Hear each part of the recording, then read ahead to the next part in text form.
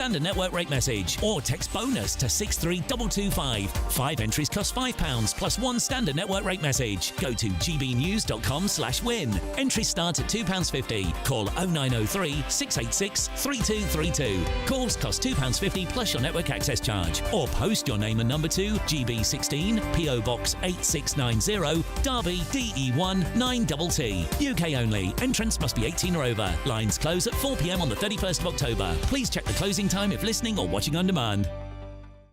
Hi, I'm Michelle Dewberry, and my show is your opportunity to cut through all the noise and dive in headfirst to some robust debates. Ideas clash. Situation, isn't it? Because the failure is... You're deliberately avoiding my point. Nothing's held back. And if you think this is the end of it, wait for more. And we do not shy away from the difficult stuff. Sometimes I want to shake people and say, if only you understood. So join me on Jubes and Kerr weeknights at 6 p.m, only on GB News, Britain's news channel. You want to know what's really going on in the corridors of power? Labour don't know what to do with you half the time, and that makes you quite lethal in the chamber. Get behind the headlines with Chopper's Political Podcast. Join me, Christopher Hope, as I sit down with the great and the good of British politics. We'll see where this ruling takes us. These are the stories shaping our nation. Chopper's Political Podcast, available now on all platforms. Listen in and stay ahead. Mornings don't have to be tiresome, especially if you have the right company. Wake up to news as it happens, opinion and debate, and of course, a little bit of entertainment too. Because when the kettle's on, we're on. That's Breakfast on GB News, a show worth waking up for. Every morning from 6 a.m. Only on the People's Channel, Britain's news channel. We'll spread the news, you spread the word. From the school run to the home run, watch a new show for all of Britain. He can say whatever he wants. A straight talking show where all voices are heard.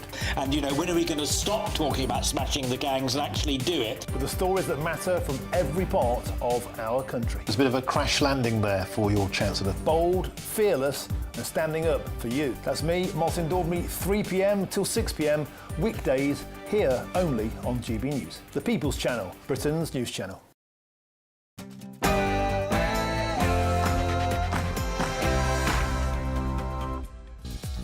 Welcome to Friday Night with me, Matt Goodwin, on GB News, the People's Channel, where I speak up for you, the forgotten majority, coming up on tonight's show.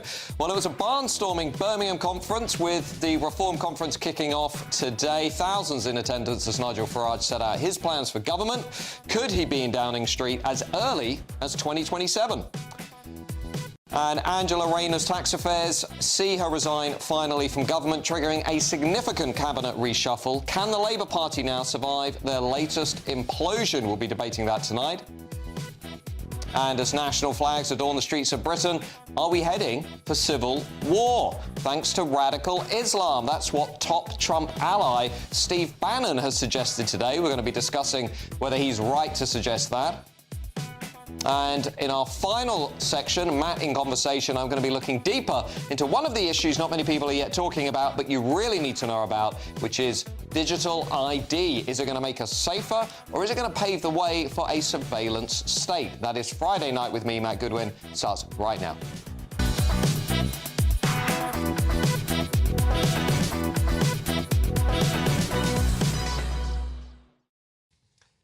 Now, good evening, everybody. I'm going to be joined tonight by my panel, commissioning editor at The Spectator, Lara Brown, and contributing editor for Novara Media, Michael Walker. As ever, though, I want to know your views. You can reach us at gbnews.com/yoursay. Of course, you can reach us on social media over at X at GB News. You will find us.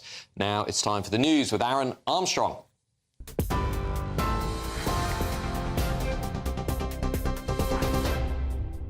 Thanks, Matt. Very good evening to you. Our headlines. Sir Keir Starmer has completed a major cabinet reshuffle after Angela Rayner quit the government earlier. She's been replaced as Deputy Prime Minister by David Lammy, who's also been made the Justice Secretary.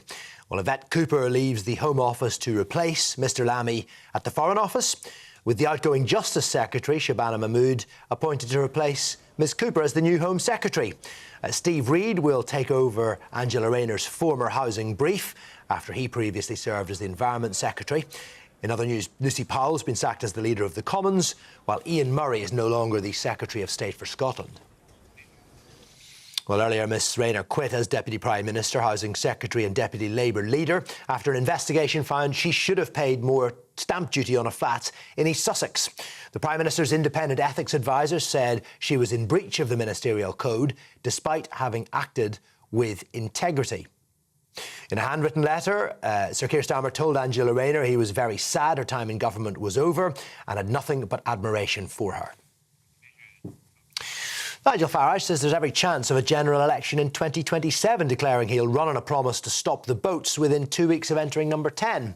Speaking at the party's annual conference, Mr Farage said Angela Rayner's resignation and the chaos in the Labour government meant it likely the election would be fought 2 years early. Now, his second speech of the day was interrupted by protesters who were swiftly escorted from the building, one of whom accused the party of being fascists and racists.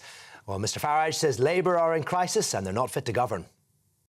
From being the Housing Secretary and avoiding £40,000 of council tax, and it screams to entitlement. It screams to a government that, despite all the promises that this would be a new, different kind of politics, is as bad, if not worse, than the one that went before. Former London's burning actor John Alford has been found guilty of sexually assaulting 2 girls aged 14 and 15. The court heard how the 53-year-old, who rose to fame in Grange Hill, sexually assaulted the girls while they were drunk during a party at a friend's home following a night in the pub in April 2022. Alford, whose real name is John Shannon, told the court the allegations were a setup and protested his innocence after the jury found him guilty on each of the 6 counts by a majority verdict of 10-2. And the Duchess of Kent has died at the age of 92. She presented the winners' trophies at Wimbledon for more than 3 decades and famously consoled a sobbing Jana Novotná after her defeat to Steffi Graf in 1993. Well, later, Catherine stepped back from public life and worked incognito as a music teacher in state primary schools. Buckingham Palace says the royal family will remember her passion for music and her empathy for young people. Those are your headlines. I'll be back with more at 9. Tune into GB News Radio wherever you are. Online, on DAB digital radio, on TuneIn, on Radio Player and on your smart speaker. Just say, play GB News.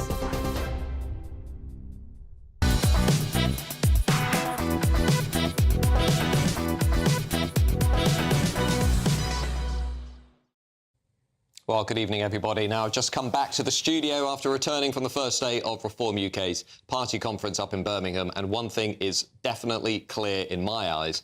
A political revolution is underway in British politics. Just look at the opinion polls. Reform are now sitting streets ahead of both Labour and the Tories on 35% of the vote. In fact, both of the big parties recently fell below 20% of the national vote each. And their fundamental values, Reform's values, seem to be shining through. A bombshell new poll today says that 68% of British people, more than 2/3, clearly understand what Reform UK stand for, compared to just 59% who say the same about the Tories and only 56% who say the same about the Labour Party. There is a serious political movement taking shape here.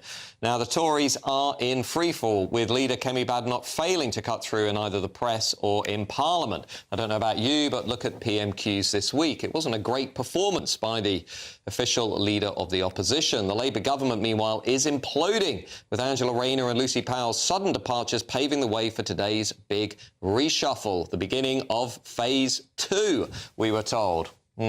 Well, many Brits feel that they have only one vehicle left. Today, party leader Nigel Farage set out what Reform's priorities in government will be. Check this out. But in the middle of this meltdown of these 2 parties that have dominated for 100 years British politics, in the middle of all of this, there is a new, strong, unified party that speaks with one voice, that knows it's determined to put the interests of Britain and the British people above that of outdated international treaties or dubious courts. We are the patriotic party. We are the party that stands up for decent working people, and we are the party on the rise. Now, Reform also talked about what a Reform government might look like. Here's what Nigel Farage had to say about how he hopes to pick his future cabinet. I don't believe that all governments have to be MPs in the House of Commons. That's the convention, but it doesn't work, does it? You appoint people to be a rail minister, an education secretary who have no knowledge of the department they're supposed to run. And we will bring in a ministry of all the talents from all walks of life, and to hell with convention. And Nigel Farage also seems hopeful that the Labour Party's worsening divisions will open up opportunities for Reform UK in the weeks and years ahead.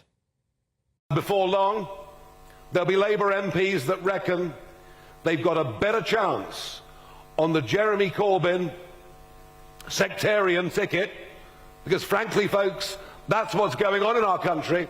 We have sectarian politics emerging. I loathe it. I loathe it. But there'll come a point when many MPs, Labour MPs, think they've got a better chance of being re-elected under that ticket, under Corbyn, than they do under Sir Keir. I think there is every chance now of a general election happening in 2027, and we must be ready for that moment.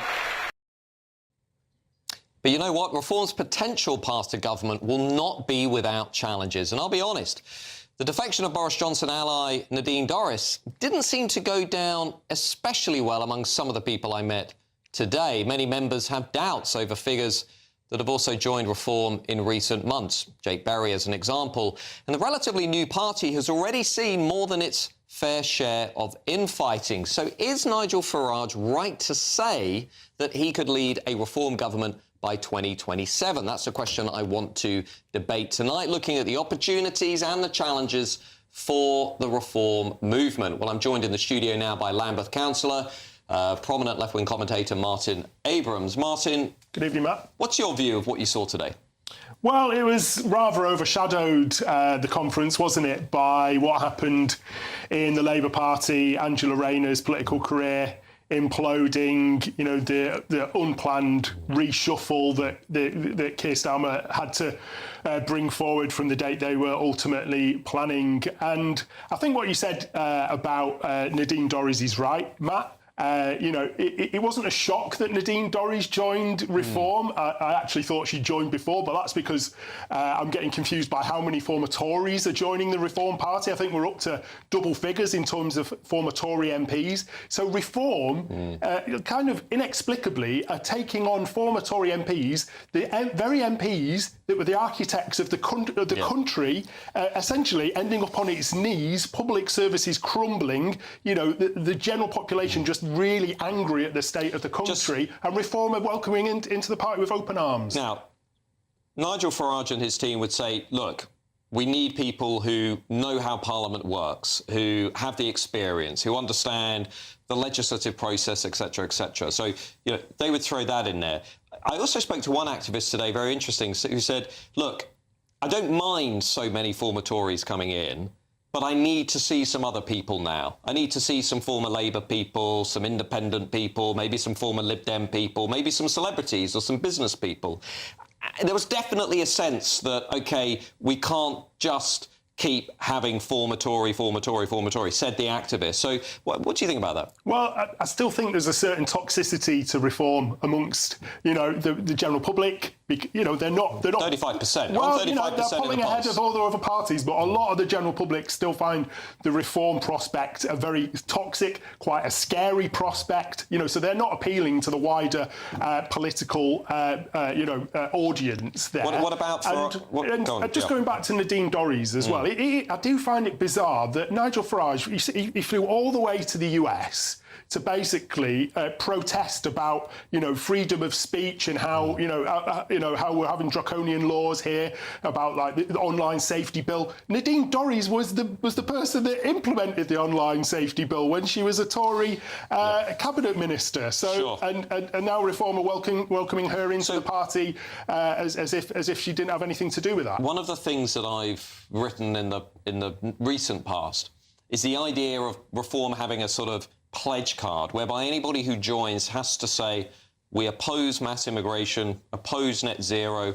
oppose the Boris wave, the wave of migration under Boris Johnson, for example. Do you think something like that would be a good idea, where you take somebody like Nadine Dorries and you say, OK, you were involved in this government that presided over arguably the collapse of the country. Can you just firmly disassociate yourself from that regime? I don't think you can. Not if you're continuing to accept former Tory MPs. The Reform kind of mould themselves as the party of anti-establishment. But I'm sorry to say, at the moment, they are looking very, very establishment. And, it is important to say, Nigel Farage, man of the people. Okay. I live a couple of miles away from where he went to school, Dulwich College, £60,000 a year to go to that college. Hold that thought. We're just going to bring in the panel, commissioning editor at The Spectator, Lara Brown, and contributing editor for Novara Media, Michael Walker. Lara, let me just start with you. Do you see something in this point about internal challenges and tensions and defections? Yeah, I think this is a major problem. I have to confess, I'm in the 30% of people who've got no idea what Reform stand for. 1 minute, Reform's big pledge is we're going to undo the Online Safety Act. The next minute, they've brought in the architect of the Online Safety Act onto their benches. We've got the same with net zero. We're told Reform want to get rid of it.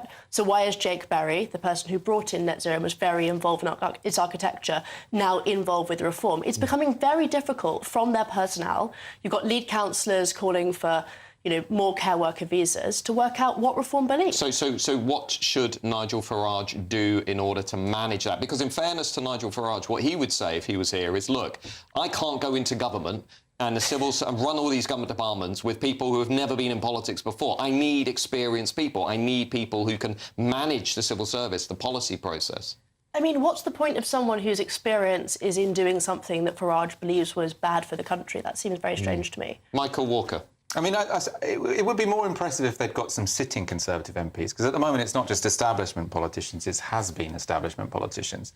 Like, it would be a vote of confidence in the party if there were some Tory MPs who thought, we're more likely to keep our seats with Reform than staying with the Conservative banner. But these are people who don't have jobs anyway. So it's not like Nadine Dorries is taking a big risk by joining Reform. She's got nothing else to do. But do you think, perhaps mirroring some of the tensions on the left between the Corbynistas and the Blairites and so on, there is an inherent tension here that Farage is going to have to negotiate, both with his members and activists? Look, I spoke to people today who said, look, I came into this movement to end mass immigration, end net zero, restore free speech, and, there was a sort of a reluctant acceptance among some that, OK, we need some former MPs and we might not like everybody that we take. But there was also a sense of, look, I'm nervous. I wouldn't overstate that. I mean, Nigel Farage is a charismatic leader. It's a bit like Donald Trump. So you can have some real wackos in the party and they sort of just go along with whatever they say.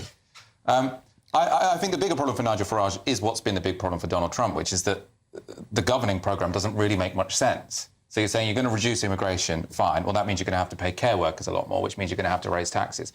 And what they keep saying is, oh, we're going to save all of this money by looking at council budgets and seeing where the waste is. Well, it turns out most money is spent on the NHS and pensions. So you can't just go in there and magic up loads of new money. You have to raise taxes. Hopefully, I would say on the rich, but that's not what they're offering.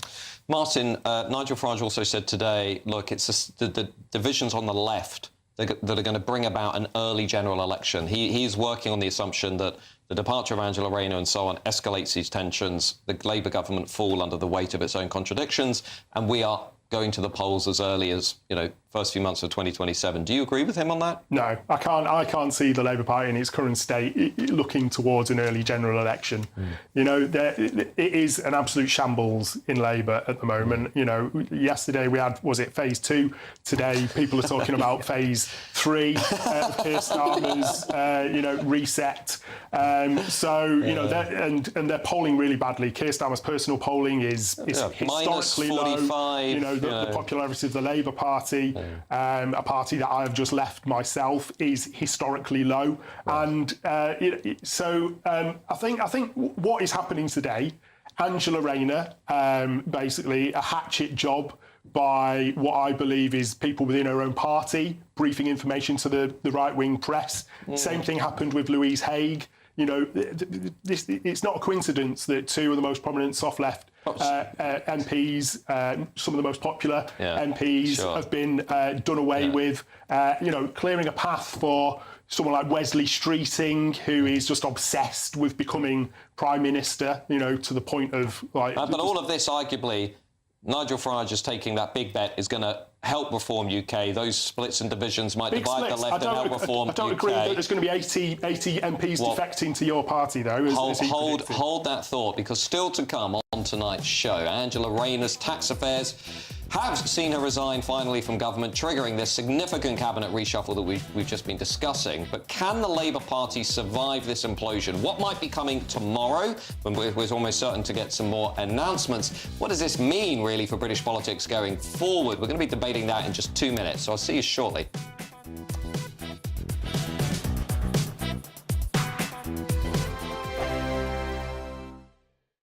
Westminster's full of talk, but out here, it's the real world. Am I allowed to talk now? No, that's it. This is where it matters, real people and real lives. That's what politics is all about. The fact has Trump made a good start? No. Straight answers, no spin, and just a couple of pints. How many fingers have I got up? About 10. So join me for Lee Anderson's Real World every Friday at 7 p.m, only on GB News. The People's Channel, Britain's news channel. Britain's newsroom, weekday mornings from 9:30. It's a big 3,500-mile journey, but it's an international TV show, so there's going to be a good 10 to 12 film crew. But instead of hunting, gathering and survival, it's going to be mixed. We're going to be travelling this by land, air and sea, documenting the Yellow River. So it is going to be skydiving, paragliding, scuba diving, all the extremes that you can think of. You've done paragliding, you've done skydiving before? Yeah, I've got the licences. I've probably been working on it the past 10 to 15 years, to be honest. Really? The licences in sort of land, air and sea. And so this time round, we get to put it all in one as we show, the mother river of China. And how long will it take? It will take probably about 2 months. So certainly longer than the Suriname journey, but not quite the Yangtze River. And sleeping in what, tents? Yeah, tents along the way. Yeah, we'll be cycling and kayaking as well. We'll be staying in a lot of different towns and cities along the way because there's a big film crew. So it's probably more luxurious than your survival in the Amazon, but certainly different kind of challenges. And am I right in thinking you've got engaged since your last trip? Yes. And how does your beautiful Mrs. feel about you doing this? You know what? She's worried all the time with these different endeavours, but she's just so supportive. She loves it. She's like, as long as you train and prepare and you're safe and you're not pressured with the film crew around you to do stuff that you wouldn't otherwise do, then she has Can you? Are you allowed to keep in touch, or is it? Yeah. You are. Yeah. So I'm looking to actually drop, like on Instagram and the rest of the social medias, a post every day, from source to sea, from day one all the way to the very end. I was following you on Instagram and I was thinking, how is he able to do this from the middle of nowhere? Sometimes you can't get Wi-Fi in North Devon. GB News, the People's Channel. You want to know what's really going on in the corridors of power? Labour don't know what to do with you half the time, and that makes you quite lethal in the chamber. Get behind the headlines with Chopper's political podcast. Join me, Christopher Hope, as I sit down with the great and the good of British politics. We'll see where this ruling takes us. These are the stories shaping our nation. Chopper's political podcast, available now on all platforms. Listen in and stay ahead.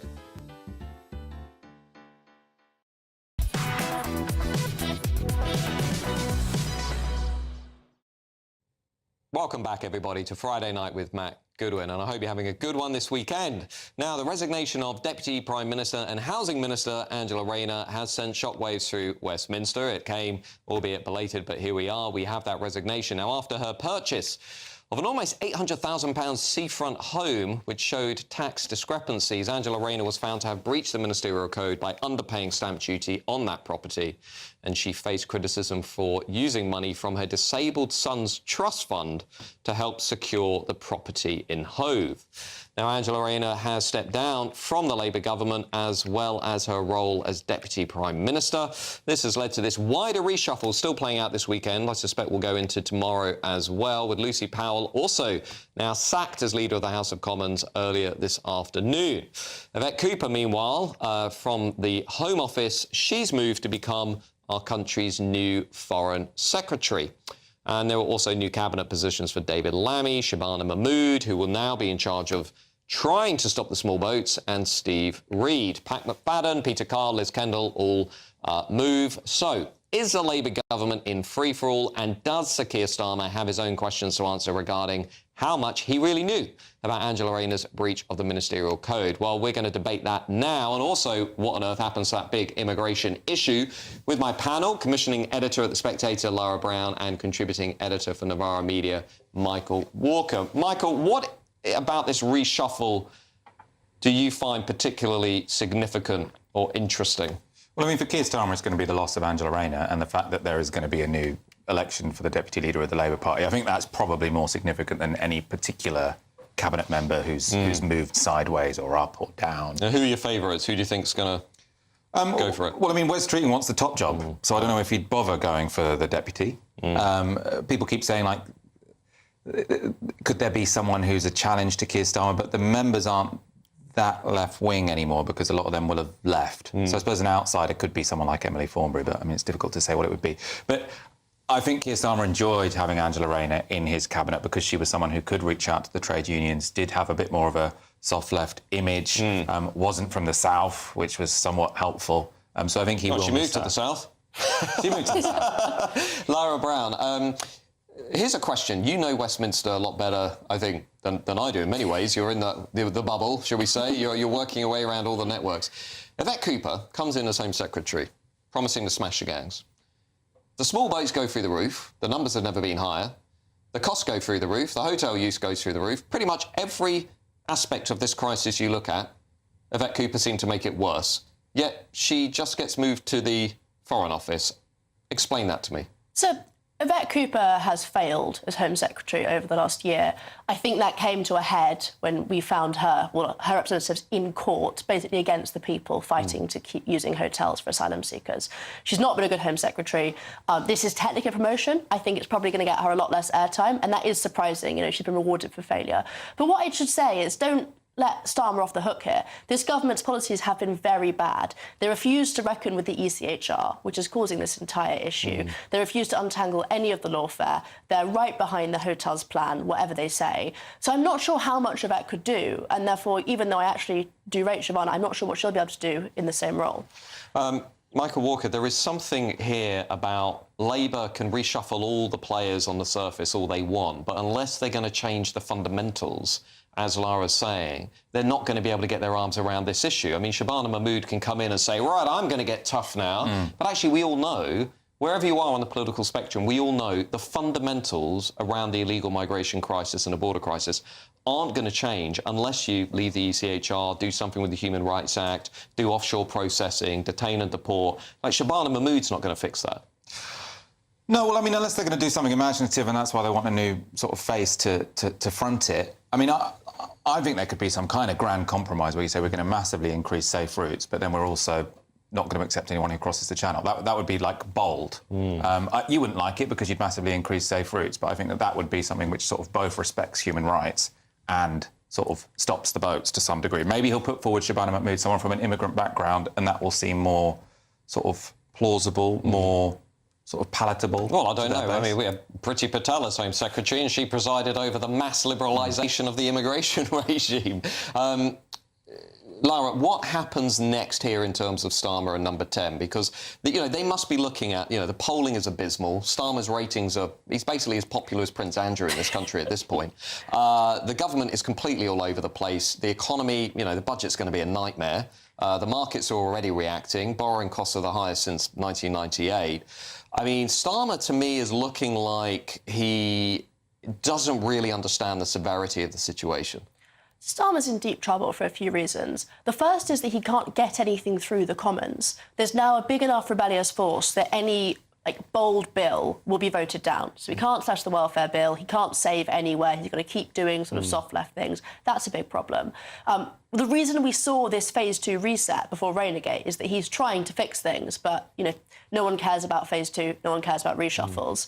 And then the big test coming up for him to watch is if the Labour Party can unite itself around this deputy leader competition, leadership contest. So either we're going to get one candidate people unite behind, and then they can get through this relatively quietly, or we're going to have a really loud, really petty, really squabbly fight that will divide the party even more, create even more factions and make it impossible to govern. I'm going to ask Michael the same question, but just briefly, I'll ask it to you as well. Do you buy this idea of a 2027 general election that Nigel Farage has put out there? I don't know. I think what Farage is underestimating is the capacity of a government to limp on, being unable to do anything, unable to get anything through, but able to stay in power. And the majority is so big that there won't be enough defections to actually bring them down. Michael? I don't think he believes that. So I think what you say, if you want to have more authority in your party and you want to sort of limit any kind of democracy, you want to kind of limit any factional struggle, you say, there's going to be a general election really, really soon. You've just got to do whatever I say. So I think that's probably what's going on there. Right, but you don't think that actually these Labour splits are going to get out of hand? I mean, when's this Corbyn party going to really start getting momentum? And we've seen some of the polling suggesting it could get up to something like 15%. Presumably, let's say a year from now, you could actually have a very active, prominent Corbyn-led party that is nipping at Labour's heels, particularly on the left. You could have Farage and Reform winning in Wales next year, sweeping across Labour heartland, saying, well, look, the Labour Party doesn't exist as we once knew it. This could escalate very, very quickly for Keir Starmer. Yes, but I don't think anything's going to change the parliamentary maths. So I do think that if the Corbyn-Sultana party ends up being quite popular, as I think it will be, I do think that makes the next general election look very difficult. But I don't think there are many Labour MPs who are desperate to join that new party, because actually the party is quite ideologically homogenous at the moment because they were so strict with who they would let stand. Right. So there won't be this big exodus to that party from MPs. And today, Lara Brown, I was at the conference. 2 words I barely heard at all. Kemi Badenoch. Almost just so insignificant nobody even bothered to talk about her, and if she did come up it was about how badly she did at PMQs, where here you have this enormous open goal with Angela Rayner and chaos in the Labour Party, and she didn't really kick a ball anywhere near it at all. Now, what does all of this mean for the Conservative Party? At what point, if you're a talented, competent Conservative MP, are you just looking around thinking, well, what is the next move here? I've heard today rumours that, Robert Jenrick might be positioning as early as November. I've heard some discussion that internal politics of the Conservative Party, people are saying, now it's time to go. We just can't, if we're going to save this party, Kemi Badenoch cannot be at the top of it. I mean, what are you hearing and what do you think is going to unfold over this winter of discontent? I think what's becoming clear is the way to win an election in this climate is to unite your side. Keir Starmer can't unite the left, so he therefore can't win an election. He did manage just about last time, but he won't do it again. And therefore the contest is who can unite the right. At the moment, the person doing that is Farage. The person doing that is not Kemi Badenoch of the Conservative Party. So Tory MPs are getting very, very anxious. PMQs this week was a mistake. She had, a big goal with Rayner. Rayner was about to go. She could have taken ownership of that and tried to push the angle. And by not raising it, she handed that to Farage. Yeah, I thought it was a very poor performance. But anyway, we've got a lot more to debate on tonight's show. Still to come as national flags adorn the streets of Britain. Isn't it wonderful, by the way? I just have to say that.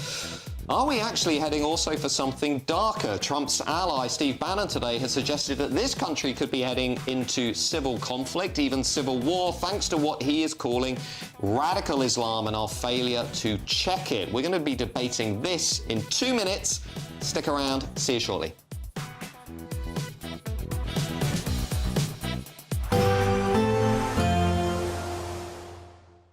Dinner under the stars tonight? That reminds me of our travel insurance. You mean All Clear Skies? All Clear Travel Insurance sponsors GB News Travel Destinations Forecast. Low pressure to the west of the UK may drag in some breezy conditions around coasts of Portugal. Otherwise, it's mostly fine and settled across much of Europe. Here's this area of low pressure bringing in those breezy conditions around coasts of western Portugal, northwestern parts of Spain, potentially bringing in some cloud, perhaps some light outbreaks of rain later into the day. But as we move our way eastwards across the Mediterranean, we can see it's mostly dry, settled, plenty of sunshine. That theme continues over the weekend, along with the warm sunshine. All Clear Travel Insurance sponsors GB News Travel Destinations Forecast. Hi there and welcome to the latest update from the Met Office for GB News. Over the next 24 hours we'll see some clear spells overnight, but there will still be areas of patchy cloud and a few showers, particularly towards the west. However, it's not going to be anywhere near as wet as September has been so far, because we've got a brief period of higher pressure building from the south, extending its influence into much of England, Wales, eastern Scotland, allowing those clear spells overnight. Towards the west, we do still have some Atlantic influence, some showers and areas of cloud moving into Northern Ireland, Western Scotland, parts of Western England and Wales. But where we do have the clear spells elsewhere, a few mist patches will form overnight, and that's what we'll wake up to across the southeast of England, for example, first thing Saturday. Otherwise, once they disappear, plenty of sunshine for the Midlands, East Anglia and the southeast. A bit more cloud there for the southwest into Wales, northern England as well. Areas of cloud for Scotland and Northern Ireland associated with some showers, but these will move through fairly quickly. They're not going to be particularly heavy. Northern Scotland faring well for sunny skies first thing Saturday. But it's going to turn increasingly breezy through the day across all parts, but particularly towards the west. Some of these western coasts will really notice the gusty winds by the end of the afternoon. The winds coming up from the south will bring warmer air, with temperatures up to the mid-20s, 21 to 24 Celsius in the southeast. I think more like 20 further west and north, because the breeze will temper things, and that breeze will be particularly strong on Sunday. The chance of gales around exposed western and northern coasts, and an area of rain moves in from the west, not quite reaching the east of Scotland or eastern England, but some heavy downpours towards the west, along with a gusty breeze. And then the area of low pressure responsible for that sticks around into the start of next week, bringing an unsettled period. You want to know what's really going on in the corridors of power? Labour don't know what to do with you half the time, and that makes you quite lethal in the chamber. Get behind the headlines with Chopper's political podcast. Join me, Christopher Hope, as I sit down with the great and the good of British politics. We'll see where this ruling takes us. These are the stories shaping our nation. Chopper's political podcast, available now on all platforms. Listen in and stay ahead. Exciting news. Every Friday, my Patrick Christie's Tonight Show is going to have a twist to it. We're welcoming some special guests. You. That's right, on Fridays I'm going to be doing my show in front of a live studio audience, because this show is about you and what you have to say. It's going to be the same big debates, same big topics, same big opinions, but every Friday night at 9 p.m. you are invited to come on down to Patrick Christie's Tonight to be a part of the action. Only on GB News, the People's Channel, Britain's news channel.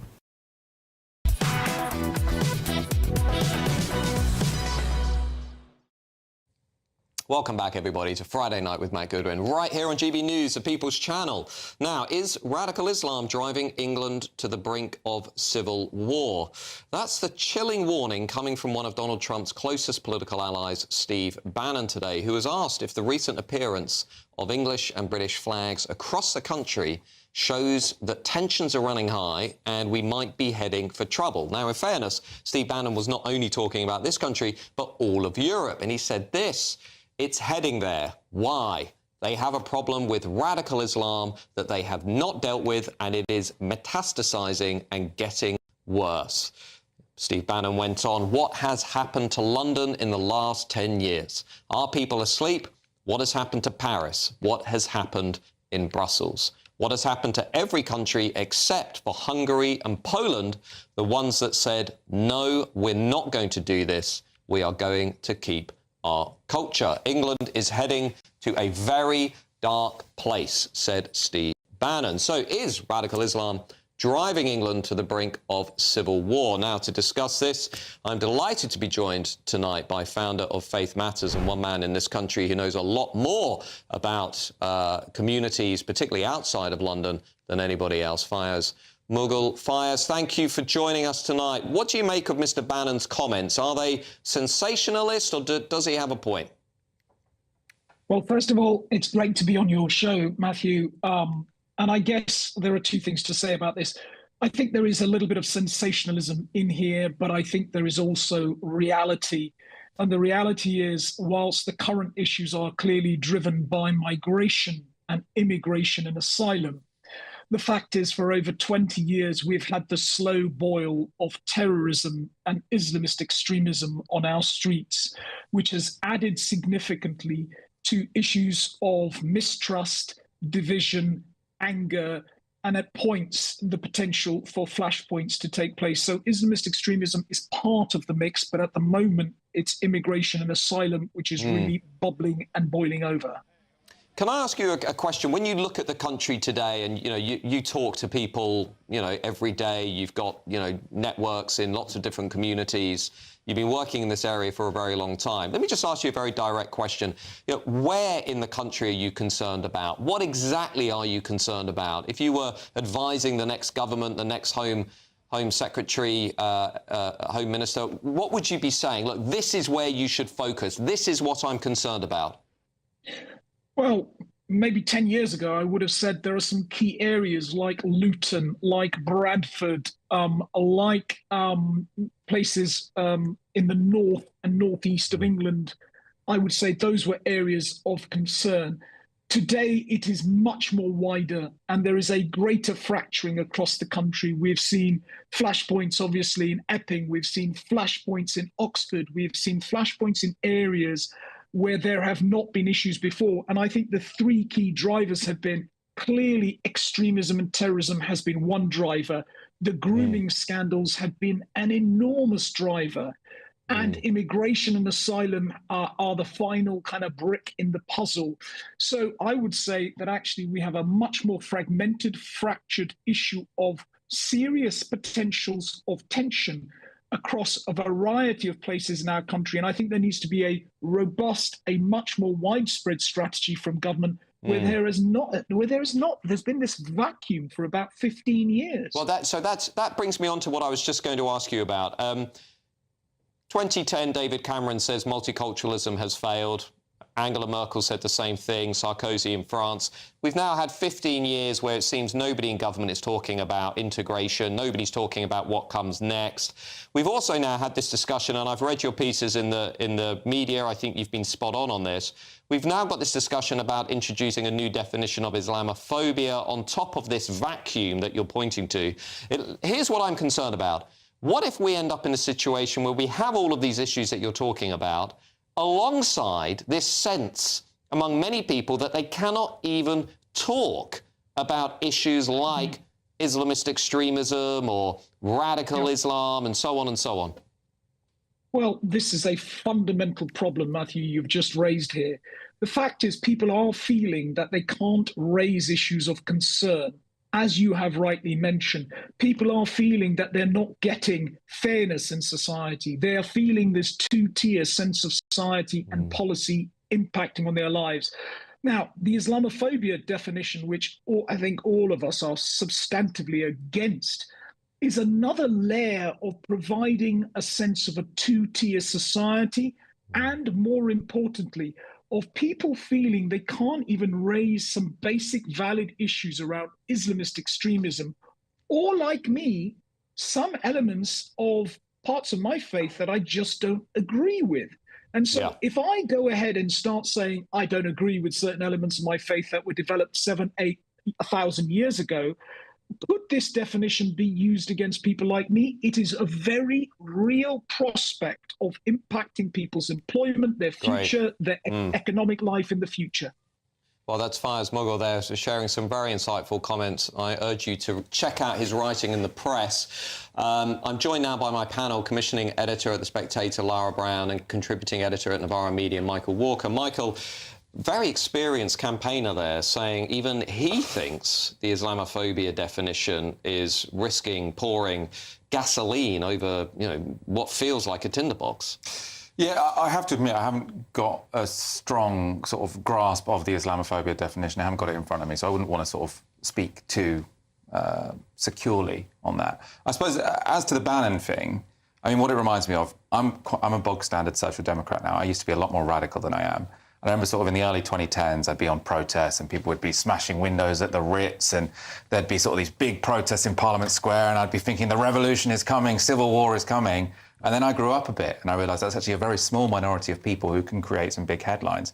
And I think there's a danger of Steve Bannon and potentially yourself, I'm not sure, sort of overestimating what a small minority of people who can make a lot of noise believe. Now, obviously, there are a lot of people in this country who think immigration has been too high. Yes. I don't think there are that many people who want to start a civil war between the races. Lara Brown, we have had significant disturbances, Hare Hills in Leeds, in the aftermath of Southport. We've had the generals in France also saying they think France is already in a low-level civil conflict. What do you think? I think Steve Bannon's overstating his case. I think the situation is not good. I think we're going to see over the next decade increasing riots locally across the country as people feel their concerns aren't being listened to, as things flare up. We've had 15 years of extremely high immigration and no integration strategy at all. As a consequence, we have people who are very fragmented and we have a lot of people who come to this country with very different views about society, about women. That's going to cause some conflict, but I don't think civil war. Well, as always, I want to know what you think, so do get in touch with us on social media. Of course, you can find me on X, etc. I would love to hear your views. Still to come on tonight's show, it is time for Matt in Conversation, and tonight I'm going to be looking into this very specific issue of digital ID. Now, don't roll your eyes, because I think this is going to be one of the really big debates in British politics over the next few years that could see us going headlong into a surveillance state. I'll see you in a couple of minutes to debate that issue of digital ID.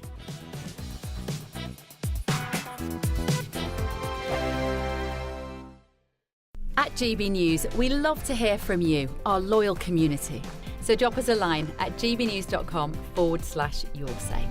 There you can talk to each other and also to the presenters live on air. gbnews.com/yoursay, because GB News is your channel, Britain's news channel. Hi, I'm Michelle Dewberry, and my show is your opportunity to cut through all the noise and dive in headfirst to some robust debates. Ideas clash. Situation, no, isn't it? No, because the failure is you're deliberately avoiding my point. Nothing's held back. And if you think this is the end of it, wait for more. And we do not shy away from the difficult stuff. Sometimes I want to shake people and say, if only you understood. So join me on Dubes & Co. weeknights at 6 p.m, only on GB News, Britain's news channel. Westminster's full of talk, but out here, it's the real world. Am I allowed to talk now? No, that's it. This is where it matters, real people and real lives. That's what politics is all about. In fact, this Trump made a good start. No. Straight answers, no spin, and just a couple of pints. How many fingers have I got up? About 10. So join me for Lee Anderson's Real World every Friday at 7 p.m, only on GB News. The People's Channel, Britain's news channel.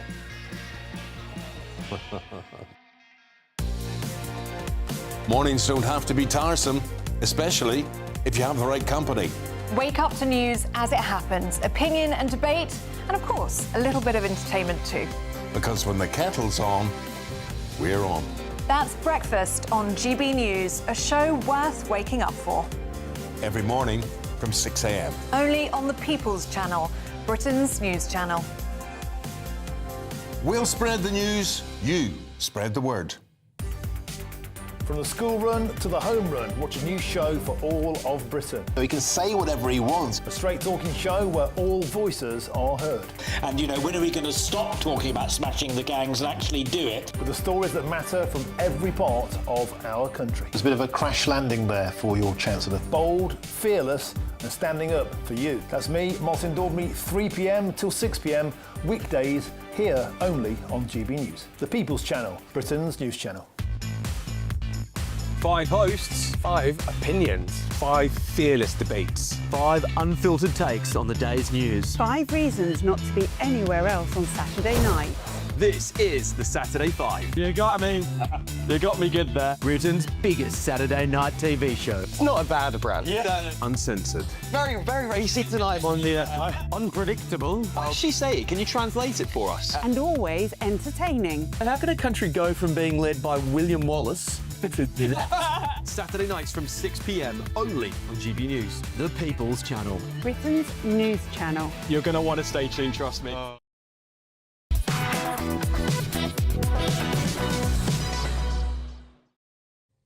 Welcome back to Friday Night with me, Matt Goodwin, on GB News, the People's Channel. Now, we're going to be talking about an issue that hasn't got too much attention yet, but it's something I think we really need to start zooming in on. This is time for Matt in Conversation now, where every week I sit down for a frank, no-nonsense discussion. And this week I want to get into digital ID. In recent weeks, the Labour government and Shadow Immigration Minister have floated the idea of using digital ID to clamp down on illegal migrants.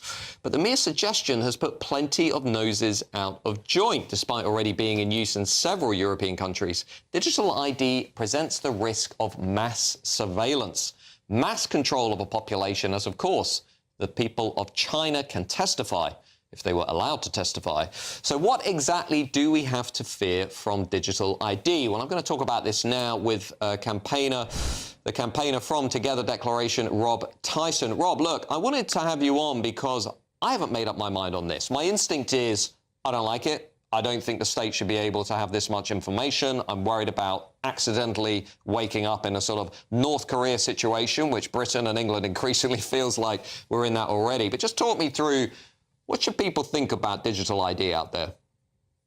Yeah, it's a great question, Matt. At togetherdeclaration.org, we are saying a huge no to compulsory digital ID cards. Keir Starmer right now is looking absolutely desperate. It's pretty obvious to us this latest push for compulsory digital ID cards is really coming from Tony Blair, it seems. Now, we have to remember that his last failed ID card scheme was scrapped in 2010 at a cost of up to 20 billion. That's according to the London School of Economics. And you might be remembering that and wondering, what is it with Tony Blair? Why is he so obsessed with tagging and tracking us all? And why does Tony Blair still seem to have so much influence over the Labour Party? Why is the government commissioning papers from the Tony Blair Institute, given his toxic legacy? The top funder of the Tony Blair Institute is a US tech tycoon, a guy called Larry Ellison, who's contributed over £200 million to the Tony Blair Institute. And he's very involved in software for the NHS and health databases. So, okay. Just walk me through this, because there are people who say, look, digital ID would help us control the borders. That if we all have digital ID, if you're an illegal migrant and you're walking around, the state, the institutions are going to be able to find you very quickly because you're not going to have, your digital ID on your phone or whatever. Right? But there are other people who say, look, if you give the state this much power, this much information, a bit like China, what's it going to do with your information? But I mean, I'm no expert on this. So I'm just kind of asking you, how concerned should people be? I mean, what do you make of those two arguments? I think very concerned. I mean, you made the absolutely correct point a minute ago that many European countries have national ID systems. So, to name a few countries, France, Germany, Italy, and they have similar issues with a lot of unauthorized migrants, it's similar in scale to the UK. And one thing to remember as well is that, if we're talking about the small boats, of course, what we're talking about is people who have come through at least one of those countries, and they've managed to circumvent the national ID systems in those countries. So really, that argument breaks down the minute you start to get into it. And then when we come to your second point or second question about how concerned should we be, it's really important to stress people shouldn't think that this is just some kind of modernized version of a passport or driving license. This is entirely different technology, and a state-controlled digital ID card could potentially control your whole life, if we allow that to happen. And it's ripe for mission creep and abuse, because it's not crazy to think it could become required for opening a bank account, renting property, getting healthcare, but even getting online. things like shopping, perhaps traveling. You know, it's not long ago, is it? We were in the COVID nightmare, and we actually had, you know, for a short spell in Britain, this kind of papers, please, checkpoint society with vaccine passports. So this isn't speculation, and it's not alarmism. You know, this was our reality a few short years ago, and I think it's good for people to remember that. Well, that was Rob Tyson, campaigner from Together Declaration. I'm just going to bring in my panel here. Lara Brown, commissioning editor at The Spectator. We'll turn to Michael Walker from Novara Media in a second. What's your instinct on digital ID? I'm afraid I disagree. So I don't think it's the answer to all our problems, but it's also not that scary. The state already has all your information. They have your passport, they have your health details. But not consolidated in one particular form that, let's say, you become an enemy of the state, or you're blacklisted, or you've got some kind of Orwellian hate measure against you, and the state decides we're going to start weeding out these sorts of people. I mean, there was a point that Rob just made. During COVID, you could see how this could go seriously off-piste. Yeah, but let's look at COVID. When the state wanted to be authoritarian, they didn't need ID cards. They already had all of the systems in place to suddenly curtail people's freedoms.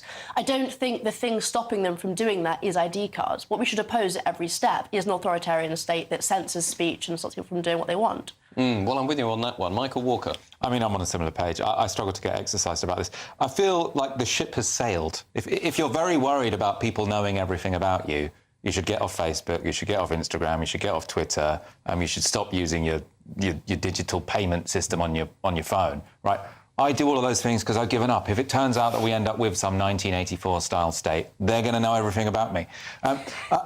I think we're also going a bit over the top when we say this country is like North Korea. Like, it's not. In fairness, that was a comment that Nigel Farage made while giving testimony to the US Congress. He said, look, actually, if you look at non-crime hate incidents, the Online Safety Act, the Islamophobia definition, the Communications Act, the Public Order Act, these have all been abused by politicians to basically narrow the public square and control the public discourse.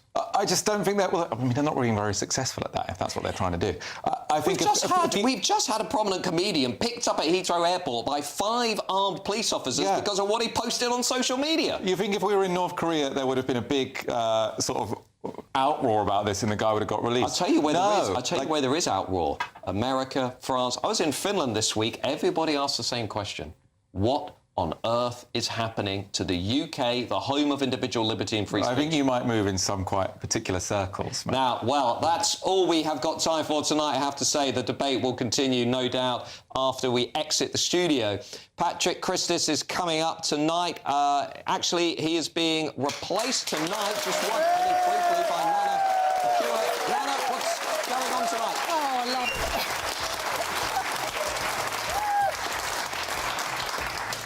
Yes, so we've got a very busy show tonight. Look, we're going to be talking about Reform UK. It was their conference today, full of energy, full of life, but then suddenly interrupted in the middle by Angela Rayner finally resigning. She resigned, and then we've had a cabinet reshuffle. One here, one there. David Lammy, Deputy Prime Minister. Oh, my God. Listen, stay with us. But first, let's get an update with your weather.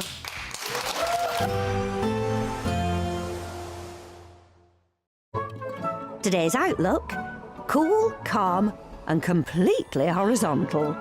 Boxed Aircon sponsors the weather on GB News. Hi there and welcome to the latest update from the Met Office for GB News. Over the next 24 hours we'll see some clear spells overnight, but there will still be areas of patchy cloud and a few showers, particularly towards the west. However, it's not going to be anywhere near as wet as September has been so far, because we've got a brief period of higher pressure building from the south, extending its influence into much of England, Wales, eastern Scotland, allowing those clear spells overnight.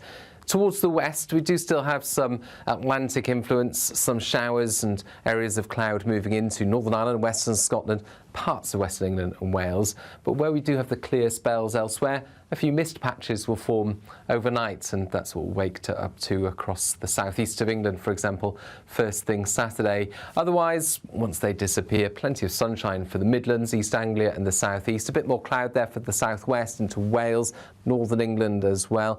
Areas of cloud for Scotland and Northern Ireland associated with some showers, but these will move through fairly quickly. They're not going to be particularly heavy.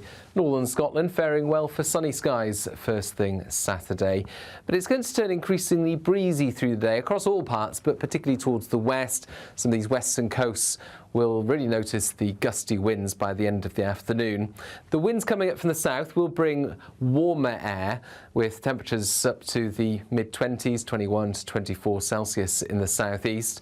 I think more like 20 further west and north, because the breeze will temper things, and that breeze will be particularly strong on Sunday. The chance of gales around exposed western and northern coasts, and an area of rain moves in from the west, not quite reaching the east of Scotland or eastern England, but some heavy downpours towards the west, along with a gusty breeze. And then the area of low pressure responsible for that sticks around into the start of next week, bringing an unsettled period. Today's outlook: cool, calm and completely horizontal. Boxed Aircon sponsors the weather on GB News. It's our biggest Great British giveaway to date. You could be driving away with this brand new Benamar Primera motorhome. This 4-berth home from home comes complete with integrated kitchen and bathroom areas and has all of the tech you'd expect